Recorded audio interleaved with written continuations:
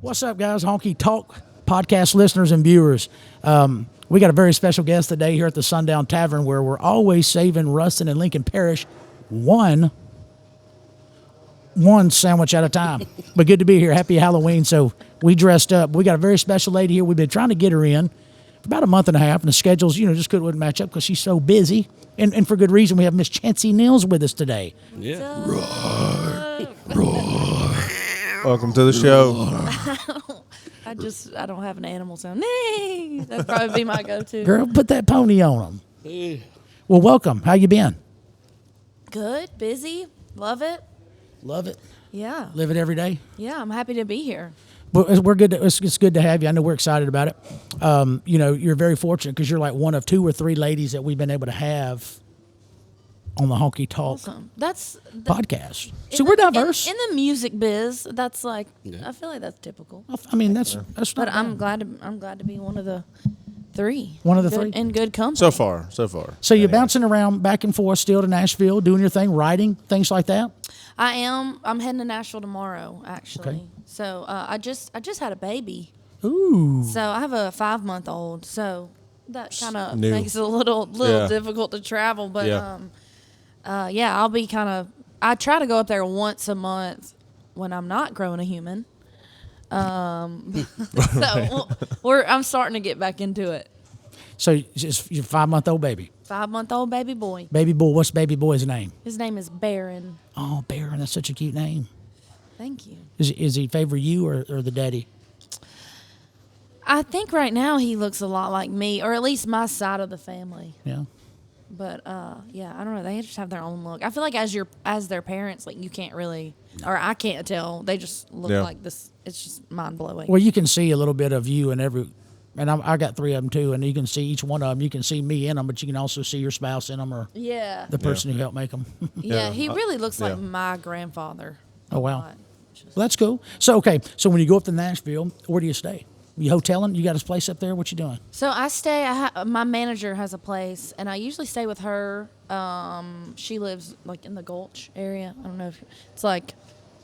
It sounds awful, the Gulch. The Gulch, but yeah. it's right by the row. Yeah. I'll either stay there or I'll stay with my best friend. Her name's Kimberly Kelly and her husband. Kimberly Kelly. Yeah, I try to switch it up. I have a few different places.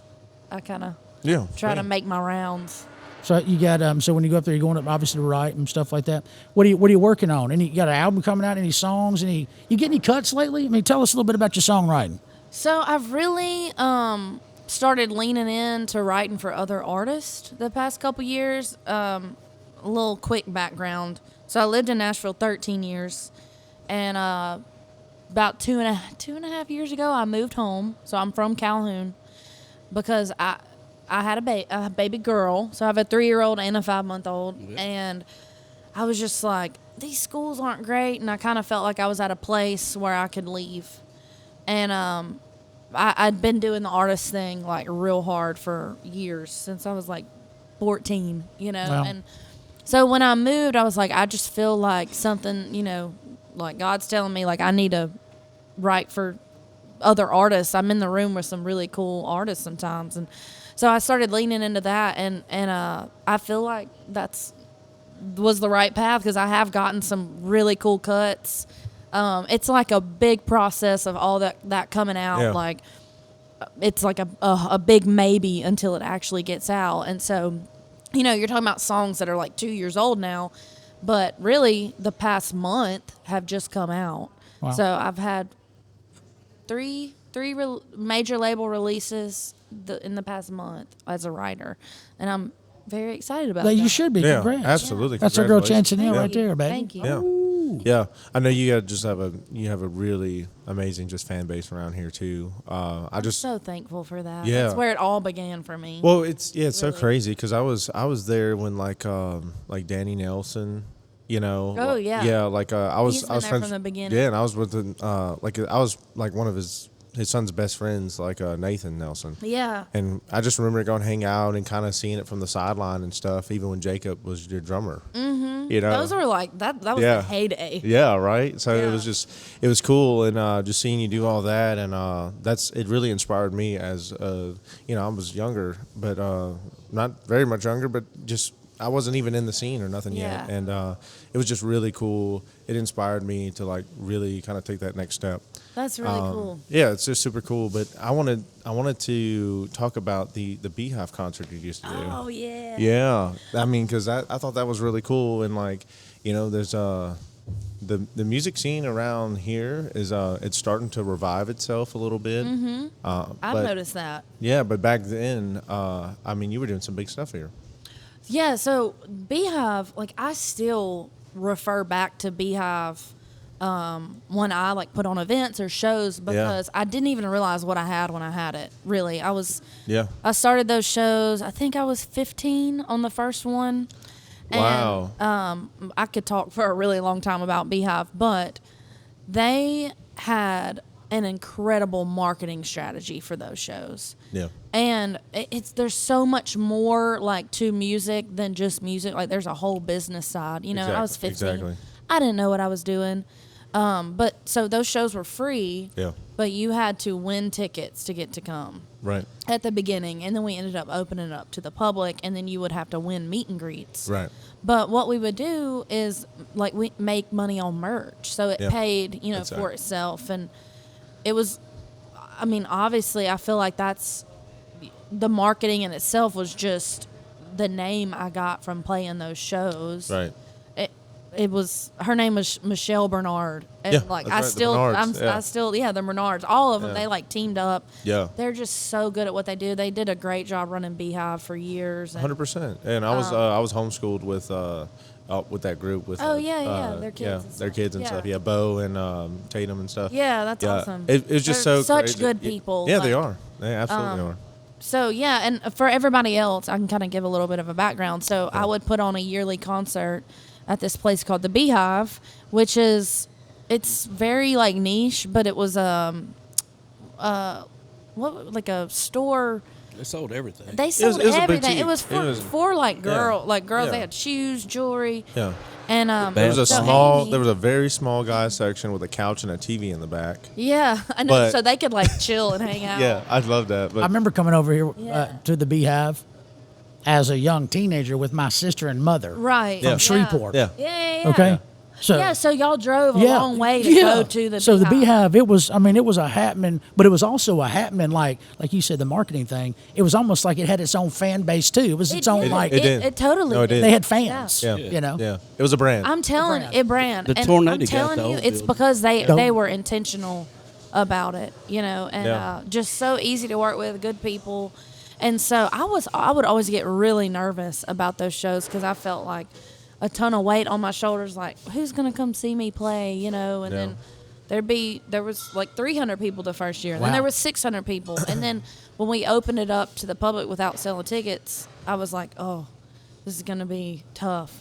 And then there was 600, and then 1,000, and it was just. I still am reaping the benefits of that. 100%. Like when I'm out and about, like today, like right. We're talking being about it right friends- now. We're talking about it right now. Yeah. And I told Michelle, who handled all that marketing, I was like, I don't know if you get to like reap the benefits that I do, but everywhere I go, I'll go get food, and Yeah. people will see like my car. They're like, Chancie Neal, I used to go to your Bee Hive Yeah. concerts, Right. and so I'm That's very right. fortunate to Yeah. have had. I'm glad that I said yes to when they approached me about Yeah. doing those concerts. Well, it's just so cool because I do have like pretty vivid memories about those days because like that's when I was like getting interested in like becoming a musician like as a career path, and or even considering it. But like I remember one time like you even went to Nashville, you were on a writer's round, you wrote this song Back Row, right? And then like you were up on stage in the Bee Hive parking lot, and you were also like explaining that song and everything, and then like it was just really cool to see that everything Like the just story the behind story it. behind Yeah. it all, and then like and then you play it on stage and people are just like they love it, and it's just cool, but yeah, it's just like yeah, just stuff like that. There's a really cool moment, and there's, you know, a bunch of them, but the first Bee Hive show that I ever played, I had just gotten off Farm Tour. And so they, like, really pushed that. Farm Tour was with Luke Bryan. With Luke, yeah. Yeah, and I was just a little baby artist, you know, and I still feel like I'm a little baby artist, but I really was then. And there were some people that saw me play at Farm Tour in Georgia, and they drove all the way from Georgia to that Bee Hive concert. And I have a picture, like, with That's them. crazy. And I just thought that was so cool. And I also kind of felt guilty. Yeah. Because I was like, oh, they don't, total imposter syndrome. I was like, they don't realize that, like, I'm just this nobody artist that they're coming to see, you know. Yeah, but I think they had the best time. And now when I look back, I'm like, no, that was a really cool show. And, like, we put a lot of thought into the set list. And the songs, and, like, we practiced our butts off with the band. I couldn't tie them down to practice that much now. Right. They were young enough without kids. I know, that's families. true. That's true. Well, you so you the one in Georgia when the family came, the group of some of your fans, basically, you won them over in Georgia, but that was part of an event that Luke Bryan put on. Yes. How'd you get on that? So, man, this is going to be a long podcast, y'all. We were here for you to talk. Yeah, no, I can't quit laughing at him. It's kind of refreshing, honestly, to be able to talk, because I get on stage and I try to tell these stories, and I'm like, 12 minutes later, and we could have gone, you know, I know, like, people are ready for music. It's hard. I know. It's hard. It's hard. It is. So, okay, let's go back to the beginning a little bit. So, I'm from, we said this, Calhoun. I grew up going to Whites Ferry Road Church. So the Robertsons also went to Whites Ferry Road. Right. And this was before Duck Dynasty and all that. Right. I mean, they were still the Robertsons, right, still famous in the duck hunting world, and had their, like, outdoor channel show. And so we knew the family and stuff. Like, we all go way back. And when I started picking up a guitar and writing songs, Willie was like, hey, like, you know, I'm best friends with Luke Bryan. Like, you need to meet Luke. And at the time, Luke had not had a number one, but he had, like, Countryman and All My Friends Say. So he was He was still pretty he big, had some hits, but, like, but he didn't have a number. but a really approachable time. Sure. Oh wow. But, like, in my mind, I'm like, oh my gosh, I need to meet Luke Bryan. Like, I know exactly. I remember seeing him on CMT, like that All My Friends Say music video. Yeah, right. Yeah. And so Willie was like, he's coming to Jackson, Mississippi. You know, let's go. Like, we'll get you a meet and greet. Well, in my mind, I was like, oh, a meet and greet. Like, I'm gonna get to hang out, you know, or whatever. And so we got there, and, like, Luke and Willie, like, went to the casino, and they were, like, out and about. And I was 14 at the time, and I was with my parents. And thankfully, it was at a rodeo, so I was really comfortable because I grew up rodeoing. Right. And so it was at a rodeo, and we were kind of just, like, walking around, like, where's Willie at? Like, we're supposed to be meeting them, like, doing a meet and greet. Well, I had a meet and greet pass. Like, I didn't even know the difference, you know. I know. I get Willie it's not was probably embarrassing. like, oh, just wait. It escalates. Okay. So they get back, and we ended up missing the actual meet and greet. Right. And I kind of just, like, weasel myself down there, and because I was comfortable being around rodeos, my parents felt comfortable kind of letting me do my thing, which normally they were not those kind of parents. But, like, I grew up bouncing around arenas. Right. So, and we were in Jackson, Mississippi. Like, it's not the safest town in the world, but so I, like, bounce around, and I kind of, like, start talking to his band, and his fiddle player introduces me to him. And I don't know where Willie went at this time. He's, you know, hanging out or whatever. Which now I understand. Like, you bring people to the show to give them meet and greets. You're not babysitting them the whole time. Yep. You know, we just didn't know. And so we, she ends up introducing me to Luke. And Luke was like, well, walk down here with us. And so I found my parents, like, in the stands. And I was like, come down here. So we walked to the stage together. And that was kind of it. Everybody's like, all right, this is enough, right? We've entertained this girl enough. Yeah. Well, I was like, no, I'm playing music. I'm hanging out. He's supposed to hear my music. Yeah, right. I don't have this boldness now, by the way. Like, I don't know. Like, I wish I still did. Like, I know too much. Well, ignorance is bliss. I know it is. It totally is. And just, like, being a kid and just being able to be like, I'm a kid. Like, who cares? Yeah.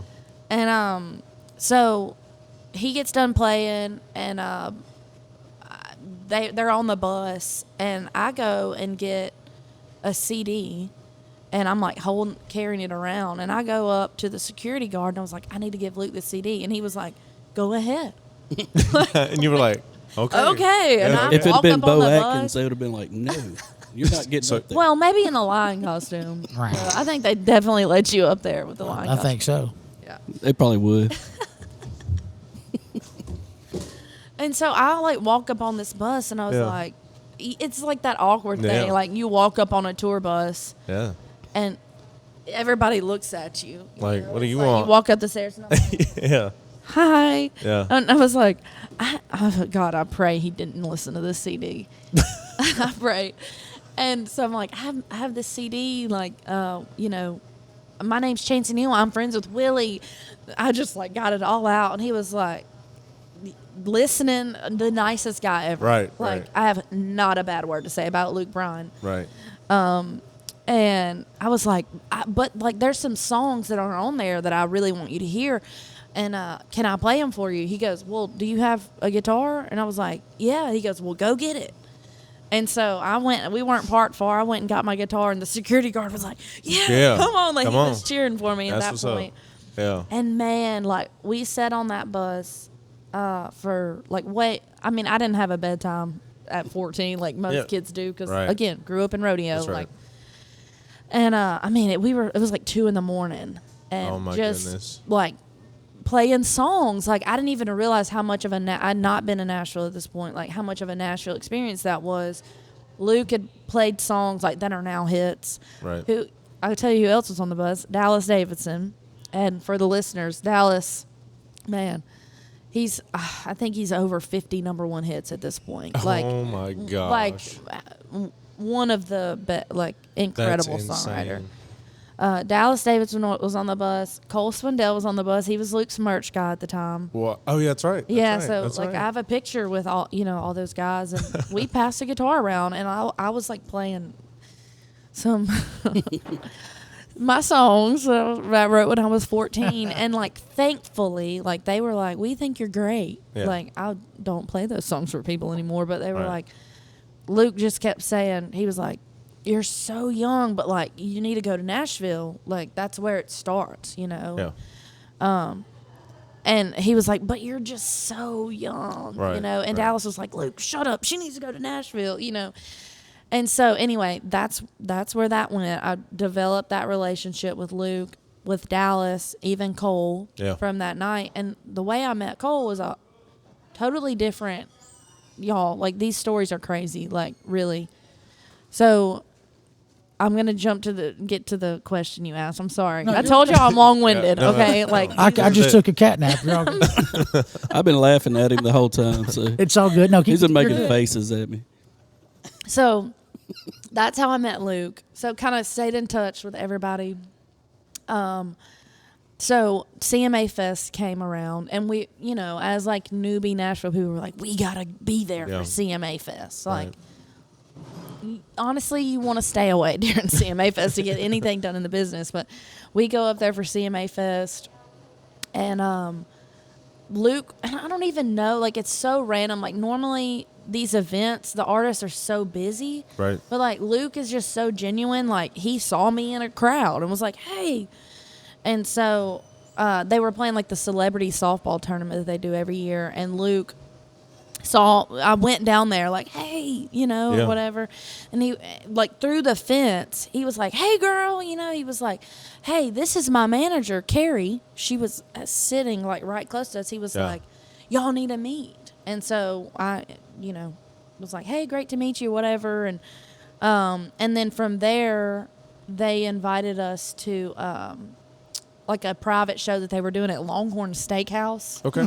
Okay. Like the Longhorn. Yeah. Like Yeah. they did. It was like Jake Owen, Darius Rucker, and Luke Wow. playing this like songwriters round. Okay. That's pretty good. And I know it's Yeah. That's looking sick. back on it, I'm like, man, I thought it was really cool, but that would even be cool now. Yeah. you know? Absolutely. Absolutely. And so, from there, after that show, I'm going into grave detail about this, but it's like kind of bringing back memories for me. So from there, we go on the bus at that show, and Carrie's like, okay, like, Luke's told me about you. Like, let me hear your music. And so I play some music for her, and she was like, I haven't wanted to work with anybody other than Luke in a while, but I would really like to help you. Wow. And so from there, I started working with his manager, Carrie Edwards. Yeah. And she is a force. Yeah. Like, I mean, since then, like, that woman is amazing. I actually ended up living with her. Like, she's like my second mom. She's incredible. And so that is how she asked me to join Farm Tour with Luke. So this was the second year that they And how old started were you it. probably? I was Maybe 16, 15, 14 16? or 15 Okay. the first one. I might have been 15 on that first one. And what year do you think this was? This was 2010. Okay. Yeah. Yeah, 2010. That's right before he like totally just went. Yeah. Yeah, so I was 15 if it was Wow. 2010. Yeah, right before. And then, like, I was like, I played those shows for 7 years following that. So Wow. I was there as it, blew up for him. And I still regret. So we had a tattoo artist, like, on tour on, like, 2 or 3 of those years. And I don't have any tattoos. Right, I have, yeah. like, so many. Because now I feel like there's a couple moments that it'd be cool to be like, yeah, I got that on tour with Luke Bryan, and Yeah, but Luke was like, because I was like, I'm thinking about getting one. He was like, yeah, get one. I was like, well, I don't know what I'm gonna get. And he was like, just get a horse or something, Like, Luke has a potty mouth, A horse. He's like, just get a horse. And I was like, I really should have gotten a horse. So, That's hilarious. like, Well, let's do this. Let's take a quick break. Yeah. And Order we're some food. going to get that lunch special at the Sundown Tavern Yeah. here with Miss Chancie Neal. Like I said, we've been wanting to get her on here for a month and a half, and we're just getting started. So, hey, stay tuned. Give a like, give a follow. Look up Chancie Neal right now. Look them up. Be right back. Honky Talk Podcast. Hey, we're back here at the Sundown Tavern, Honky Talk Podcast, baby. We're always having fun and enjoying good company. We got Chancie Neal with us this morning. Chancie, it's been a pleasure to have you. thanks for having me. Yeah, you're welcome. It's been fun. You're welcome. Okay, so we left off. You was talking about how you got hooked up with Luke Bryan and his manager, which her name was Carrie Edwards. Carrie Edwards, and then how you kind of got on his farm. What do the name of the farm thing he had? It's called Farm Tour. Farm Tour. That's right. I can't believe I couldn't remember that.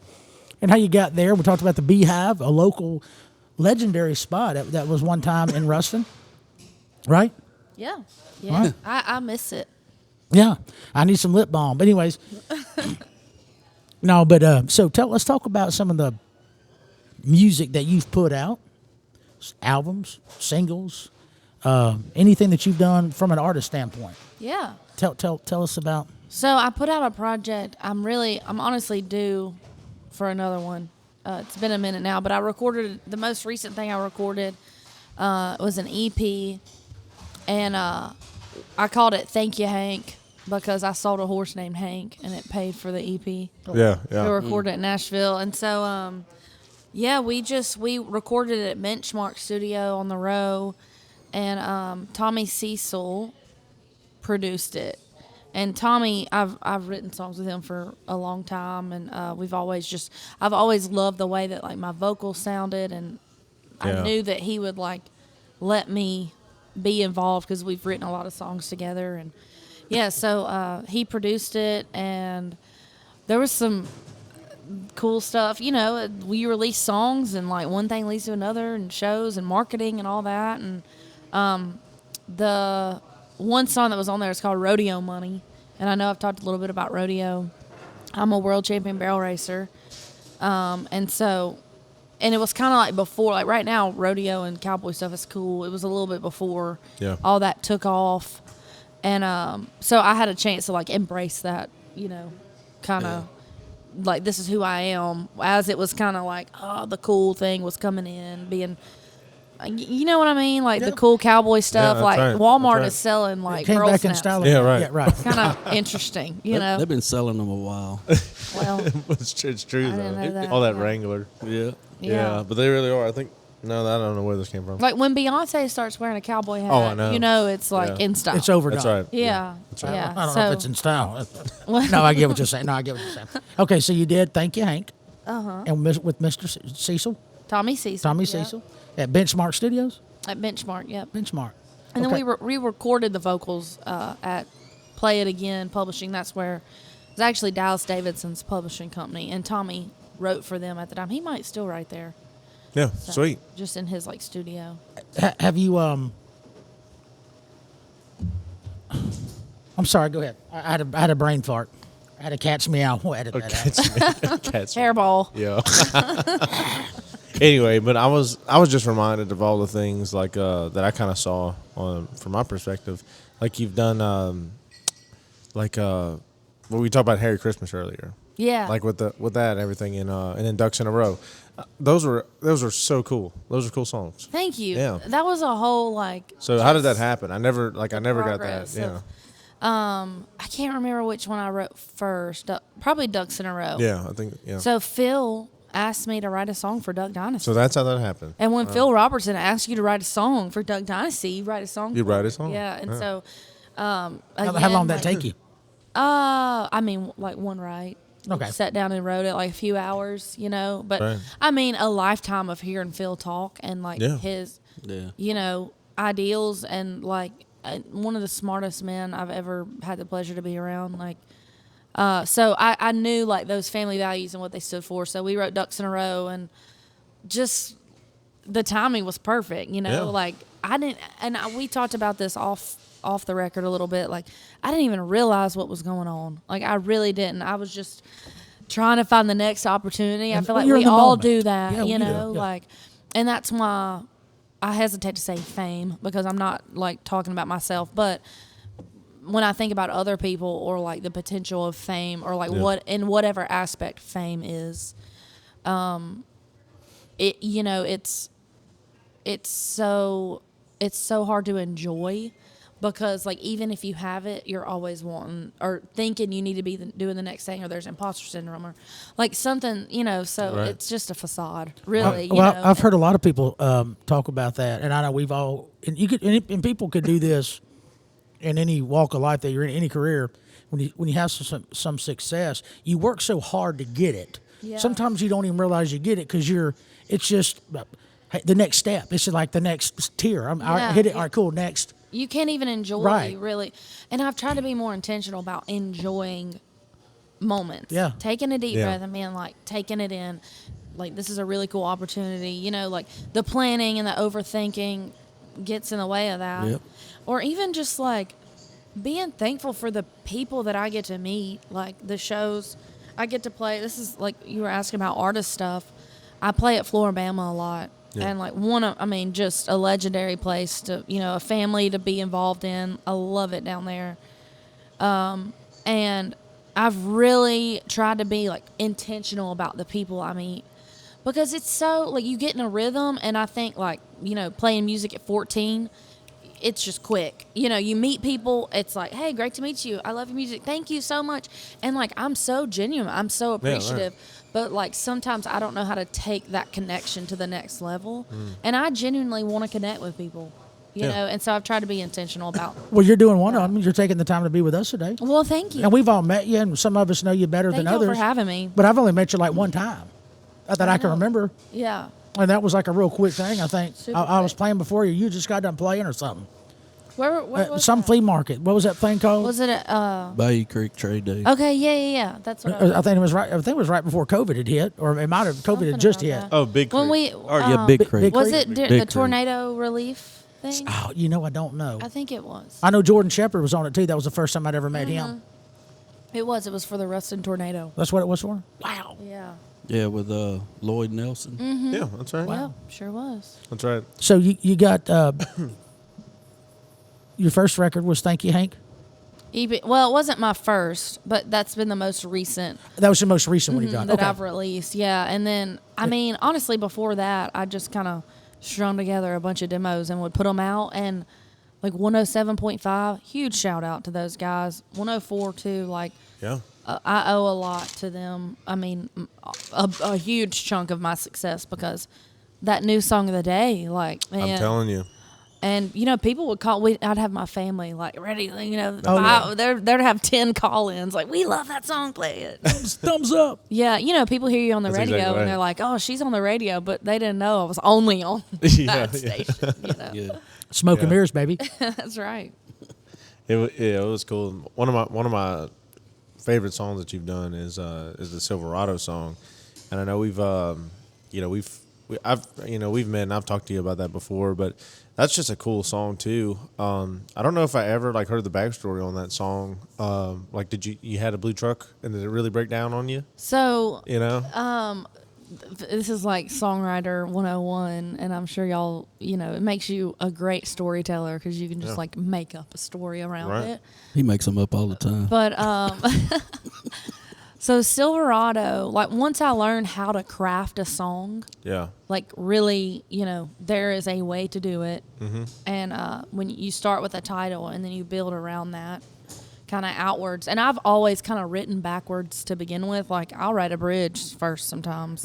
yeah, And then I'll write a second verse. And then from, there's no rules when it comes to that aspect of it. Yeah. right, But I was taught Nashville, you start with a title.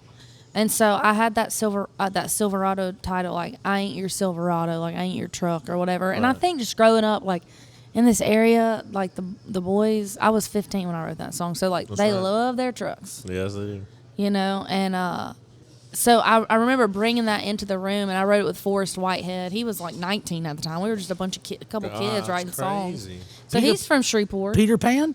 Yeah. Well, yeah, I think he produced Kelsey. I think think he he wrote is that on song. Peter Pan. Yeah. He's Wow. on a bunch of her stuff. Crazy. And so I wrote that with him, and I brought the title. I was just like, I ain't your Silverado. Uh-huh. And we just wrote it. It was like one of the easiest writes. Yeah.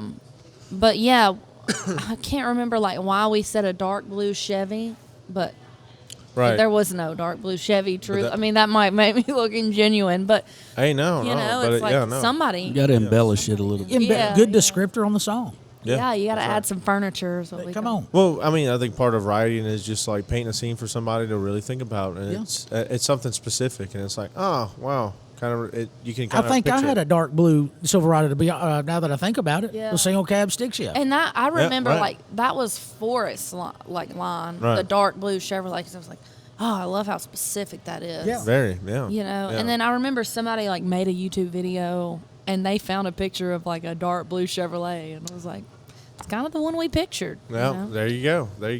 But yeah, just when I listened to it, I thought I was like, man, this is a great song. Like as far as like, just the hook, the way that it's written, just great structure to it.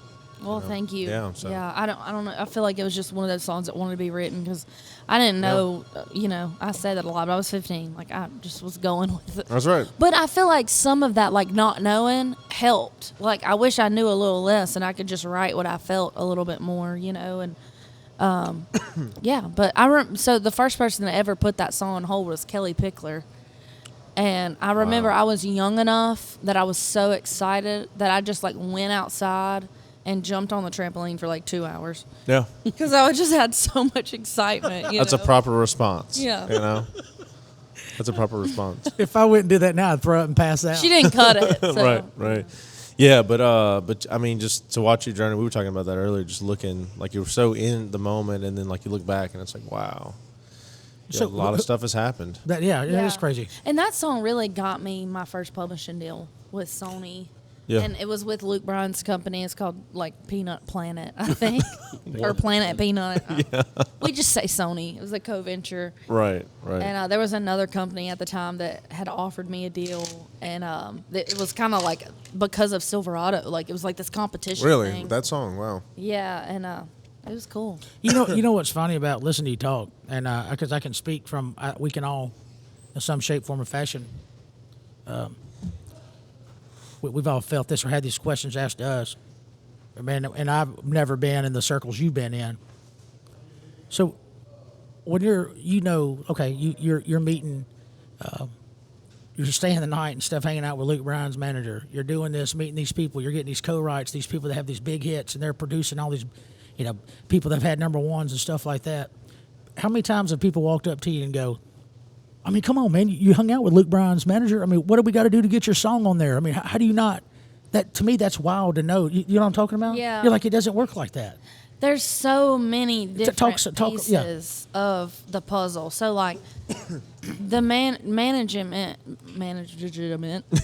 is just one aspect of Right. it. You got to have, your publisher plays a part, and it's so like small knit within the industry of Nashville. Like it's so tiny. Right. But at the same time, like, when a label gets involved and you got booking agents involved and you got promoters and all those people like make up a team, and everybody has to just be like gung ho, you know. And like I've had moments where, like I feel like I've almost had like the team, and then like somebody's not fully on board or somebody's not focused, or honestly like somebody's not working hard enough, and doesn't take it seriously enough. And like sometimes that person was me. And then sometimes that person was, I'm not going to name any names, but Right. on the other aspect of the team or whatever. Yeah. And it's just like everybody has to be really ready to like boots on the ground and like sit in the thing. And for you is what you're saying. They have to be about for what? you. For you. And they got other people I'm sure they're working with too. And I've always struggled with like advocating for myself and like Right. like I'm just gonna be honest. Like I think I'm talented enough and stuff, but like I'm the first one to like criticize myself or like be like, oh, I don't want to bother that person or whatever. And like maybe that's just like my Southern upbringing and like wanting to be polite and or whatever. But like I've really had to like bust out of that. Kind of get that for dog. any opportunity I want. Yeah. Like the Luke story. Like I miss being that person because I was like, I feel like I know too much. And the older I've gotten, like now that I'm 30 now, so I'm like, I really don't care. Like I've had 2 kids. I'm like, get out of my way, Yeah. That you have that dog in you now. That lion. Yeah. Yeah, that's right. You have to have that team to where, it's a good time, the musician lifestyle.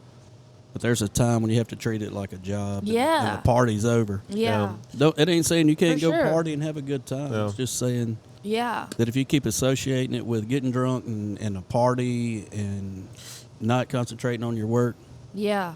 like anything It else. flies by. You know. You can and kind of slip through your miss- hands almost, so to speak. Yeah. Now. Yeah. Well, That's right. and we're not saying that that's happened to Chancie at all. No, Chancie's still, she's chipping. She's still hunting. The I'm dog's hunting. almost a little bit too serious sometimes, But Right. I get yeah, that. I mean, but things like that affect it. It's like just a Whatever that tip little, of the needle will like either make you or break you. And you have to be really leery about the people, because you got to have people you trust as well. Mm-hmm.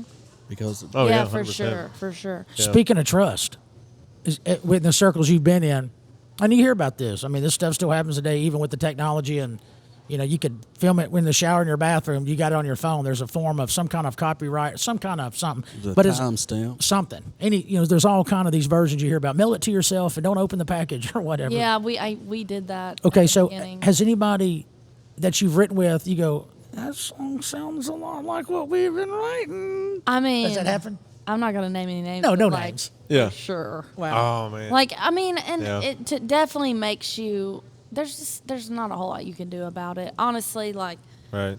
because even if they do take a whole idea, it's usually not a whole idea or whatever, and it ends up being another song. It's usually like I've seen it happen, or I felt that it's happened to me. Like I've pitched an idea and I write, and then a few weeks later, Yeah. Something very similar. very similar gets written with some other writers, and it's like Now, Dad, it's just kind of there's nothing. Yeah. And forever. they know the legal amount they can. Well, nobody's infringe, suing I anybody in guess. Nashville, Right, it's- because yeah. it's like if you do, and Yeah. like kinda I've heard these stories like from Right. a different writer, a different song. The song went #1, Oh man. and like they had like proof, like he could have taken it to court, but it was just like if you're the one that like takes something to court and sues over this to that writer that took it or whatever, but Right. that writer, was so well known, like you don't want to be the one that sues somebody in Nashville. You can't, because they can almost You blackball know? yourself. Well, I was gonna say that It's blacklist you just there. like, Yeah. it's just you just don't. I don't know. Yeah, you just don't do it. Sure. You just don't. It ain't. It's What about, you brought up Phil Robinson. Is he as cool, is he as legitimate as he appears to be in person? oh yeah. Okay. Probably more legitimate in person. In person. Yeah. Oh, there's the train. Mm-hmm.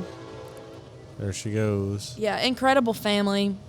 I mean, just he was a mentor to my parents, and then me. I've known him my whole life. That him and Miss K, and I got to go and sing some songs for Miss K a few weeks ago. Oh, cool. After he passed away, just because she was like, he loved music. Right, He was a yeah, big yeah. CCR fan. And he would always be like, you need to play more rock and roll, and like one day, I kid you not, one day he called me and I picked up and Billy Gibbons was on the phone. Oh, my goodness. He had Billy Gibbons call me. I was like, this is so cool, That's crazy. Yeah. Oh, Billy. Oh, Billy. That's crazy. Yeah, good times. Y'all are like bringing up some memories. Yeah, that's Well, it. but you have an interesting story. I think you have the stuff that hey, and we love you to death. So that's why we wanted you on here. Well, thank Yeah. you. What other thing? Okay, so you did. What's some other earlier stuff you put out? Like what I'm saying is, if people wanted to go find everything there is to know about Chancie Neal, Tell them. what's your Okay. Yeah, tell them. So Trey is like tapped on a bunch of the earlier stuff. So we started with "Girl with a Guitar." Ooh. That was the first song that I went to Nashville and recorded like a real project. Phil O'Donnell produced it, and again, like these are, y'all, it's crazy that I was able to connect with a producer Right. like Phil O'Donnell Right. at that time. Like, I mean, don't get me wrong, like, we paid for it, but Sure. it was like somebody here knew somebody that knew somebody, and then that person like took a chance and wrote a song with me, and so to this day, like, I'm very adamant about, like, if somebody asks me to write and they're like, yeah, this girl, like, she's 14 or whatever, she's good, I'm like, I'll write with them. Yeah. Because somebody gave me that chance. Yeah. That's great. And so that was the first project. We did 10 songs, and I remember him telling me, he was like, you're going to hate this in 2 years. We were like, no, it sounds so good. What do you mean we're going to hate it? And I do. Yeah. I'm like, oh, but Girl with the Guitar was a huge just catalyst for Momentum the Bee builder. Hive stuff. Yeah. wow. And there was some other, I don't know that Silverado was on that project. It wasn't on that project. No, I think it was My Louisiana or That My Louisiana came later. later. Yeah, but My Louisiana was a big one, so I was like around 18 and wrote that one. Again, like, shout out 107.5 and 104.1. I'll be at Floribama or like in a random, I was in like a random TJ Maxx one day, like out of state, and My Louisiana came on. I don't Wow. even know Yeah, how right. that How that happens, happens, yeah. and Yeah. On like Spotify. people will request it, I guess on a mix, and I just happened to be in the store. Like, that was a really lucky moment Well, sure. Yeah. to like That's just have it crazy. catch You're like a it. TJ Maxx. I know, you're like- yeah, TJ Maxx, Maxxinista Yeah. Like, whoa. over here. Mom, did you see these candles? They're regularly $60, but they're $29.99. Smells like money. Smells like 15 cents. Yeah. It's really not about the money in those moments. Yeah, that's right. But that's just cool. I know one time I was actually headed to Winfield, and I came through Arcadia and went down to Winfield through that way. And got to put my claws back on. Your hands getting cold. Yeah. And so, anyways, You should have dressed I'll as stop it. Teen Wolf. well, I feel like, well, I can only eat so much. But I stopped at there's a Walmart right there as you come in. I think it's in Dotson or something. Yeah. There's a big super Walmart right there on the left hand side. We're at the stoplight, and the guy had his window rolled down. His son, he was playing. Oh, yeah. Oh, yeah. You know, so I ain't got no TJ Maxx love, Heck yeah. Hey, but you got that Dodson look. but I got that Dotson love. That's right. I got that old village love. Yeah. Well, what I didn't tell y'all is I went and requested it, before I went and shopped. Just kidding. I didn't know that. But that's that dog in you. You got to make You sure. gotta make it happen. dude. Gotta And I've learned because of like how I'm not the type that's just like will bug somebody. Yeah. That bugging people works. Because I respect when people Yeah. don't care. You I could be- hate making phone calls. You can be too persistent, though. But Yeah, you can. But I think if you have like the talent and like the professionalism to back Yeah. it up, That's right. I think let her bump. I think you it's know? okay to be that persistent as long as it don't affect you as the individual being persistent. Yeah. Because if I know me, if I'm trying to get booked somewhere through the whatever, and sometimes it just don't happen. And they could have every Tom, Dick, and Harry on that place, but they just ain't gonna Just book you. busy. Just, That's something you wanted to add. Oh, well, he had to get the courage up. That's why he's dressed like this. He finally got his courage. Where's your badge? Your courage badge. I lost it. Here it is. Cheers. Where's Toto? I was wanting to ask you. You kind of hit on it. I was just about you've been around the people that you've been able to be around, and I know people have asked me this, and I hadn't been around near as many of people with the clout that they may have, and how it's still so hard to get that, just to get a cut, or get their or them. It's affirming and all that, and you feel good about yourself that they respect you enough to do it. But it's like at the end of the day, this is a job. Yeah. And They're we want gonna money. Pick the best song. Where is the money? You know. That's why I want to be. I don't want to be Money. famous. That's what And Yeah, you everybody's really don't rushing do to it for play the the money, top though. hits. I do. Man. Yeah, I mean, I mean, you can't like. Right. That's putting okay. There's a book. This is good, especially if musicians are listening to this podcast. It's called Big Magic. Like, changed my whole perspective about art and creating. Yeah. Because like, I had that publishing deal at Sony. Like, had always made my living from music, and then, eventually it fizzled out, and like I got to the end of my contract, and then they dropped me, and I had to get like a catering job. Like, it was a very humbling job, you know, and I was pretty.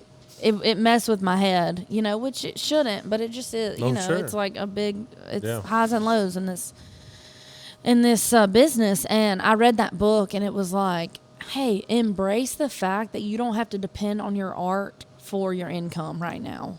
Right. And I remember reading a chapter, like, that's putting a lot of like pressure on your art by also making it be your income. And I just realized, like, for years, like, music was my hobby, it was my income, it was my passion, it was my job, like, it was everything. That's right.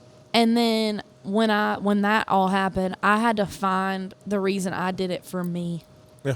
Yeah. And that's when, like, I really started writing songs that I wrote my favorite songs, like the Rodeo Money songs and whatever, while I was working a like lame catering job. Yeah.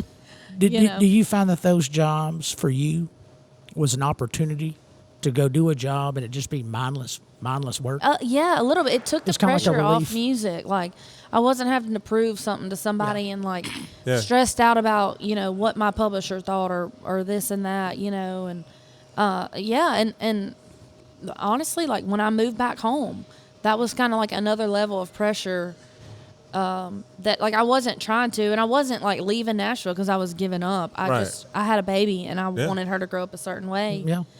But then, I talked about it a little bit, like, I've gotten some cuts. Those songs were written on trips there because when I went and I took a week, I was so focused and, like, I had such a passion for it and appreciation for being able to be there.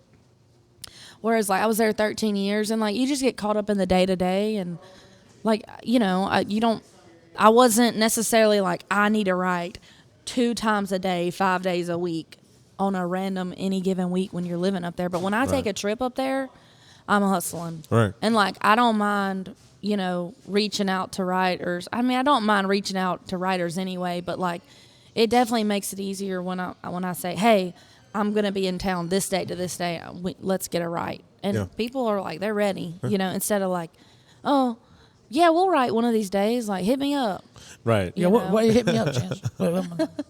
When you hear that, as long as you wear the they're line not gonna costume. hit you. Yeah. Yeah, well, talk to my publisher. Oh, if it's like, I'll get with my publisher, it ain't happening. Yeah. Can you tell people who you've gotten cuts by here recently? How many of them? Talk to them. So the three biggest ones that have just come out. So my friend Kimberly Kelly, she's a Texas, originally from Texas, but she's a Nashville girl now. She's with 30 Tigers, and she just released a song that we wrote together called Modern Day Woman, and it's like first single on the radio. Wow. So I think they're planning to take it to radio. She's doing like social media stuff with it right now. Yeah, sure. Yeah, pushing it. But yeah, it's just one of those songs like, so I actually wrote it after I had my first baby.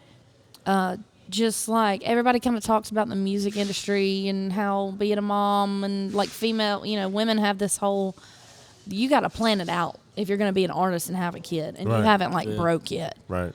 And without using colorful language, like, heck with it.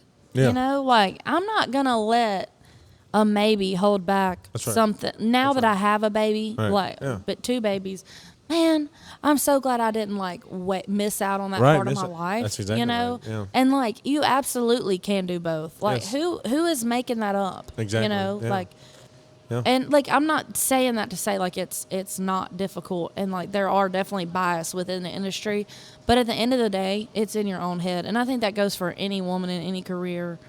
Like it's hard, yeah, but and so we wrote the song about like doing the damn thing. That's Like right. we can do both, like, Yeah. and so it's just a cool song. It's not man hating. Like I have an awesome like supportive husband. That, Yeah, that's right. Like when I have to go out of town, he's taking care of the kids and like they're taken care of, and he like celebrates it, and so that's what the song is about. And so now she has an 8-month-old, so it's like perfect timing. Her album It is, cover, like she's pregnant on the album cover. Wow. Yeah, it's amazing. Like it's. You're not supposed to laugh. Oh, it's empowering. It's empowering. That's right. No, yeah, it is kind of funny in like a endearing way. And then the other song is called "Drunk on That," and Miss May Estes cut it. And so we could sit here for another 20 minutes and Yeah, talk just about talk that about one, that whole one, yeah. story. But she's incredible. She's on Big Machine. Yeah. And just within like Nashville, she has a lot going on. I remember when Big Machine was a little small label. It was a little machine, yeah. Was that what Toby Keith thought? Was he is he on that one? No, he owned what was the name of his? Something dog. Yeah, Yeah. actually, Kimberly was on that before. It was Wow. Oh my gosh, I can't. Show think of it. Dog. Show Dog. That okay. Yeah. So Taylor Swift went to Big Machine, didn't she? yeah, she started Big Machine. They were around before her, but she's Yeah, the one right, that put but them yeah. on. Put the 'em map. up. That's right. Put him on the map. Yeah. Wow. Aaron Lewis is on there too. Oh, wow. Or was. I don't know if it still is. So where can they find your music, Chance? So Spotify, iTunes, Apple Music, wherever. Spell your name for Wherever. them so they know. What's your handles? ChanCie, Neal, Neal, and everything is just Chancie Neal, just my name. @ Chancie Neal. Yep. No underscores for Instagram. Nothing. No underscores. All original. That's the uniqueness in the name That's it. Chancie. That's right. Sometimes you got to take a chance. See. Speaking That's of, right.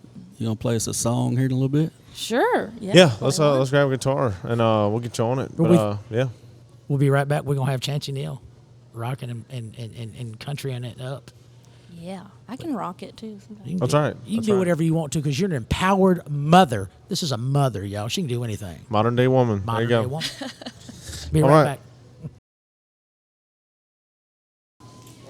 All right, I'm gonna play one called "You're Gonna Run Into Me." I wrote this one with Kimberly Kelly and Timothy Baker, and so we were at a show in Nashville together, just hanging out, and Kimberly was talking with a friend of, like a songwriter friend of hers, and they were talking about this place in Nashville called Nashville Palace. It's like one of the coolest little like bars, like country music bars, a little off the beaten path in Nashville. And he goes, "Well, I go to Nashville Palace all the time, so one of these days you're going to run into me there." And when he said that, I was like, that sounds like a song. Yeah. And so she and I got back in the car together, and I was like, I heard y'all talking, and I was like, that was like, we need to write that, you know.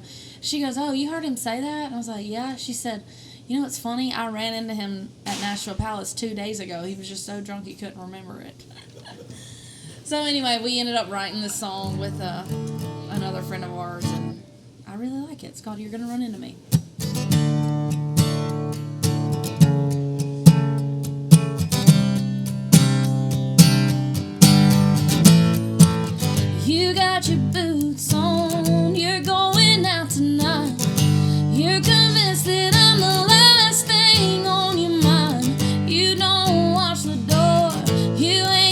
afraid to dance, but you don't stand a chance. You're gonna run into me. It's gonna be when you least expect it. Get a hint of my Chanel on that old Wrangler jacket, in your shotgun seat on that lonely drive home.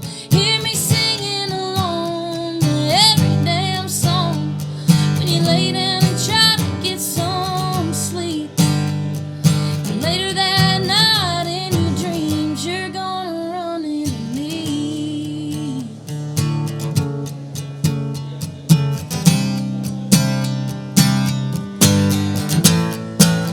You're gonna meet a girl, take her out a time or two, but moving on ain't that easy. I promise you that you'll stand there on her porch, wonder if she wants a kiss. When you start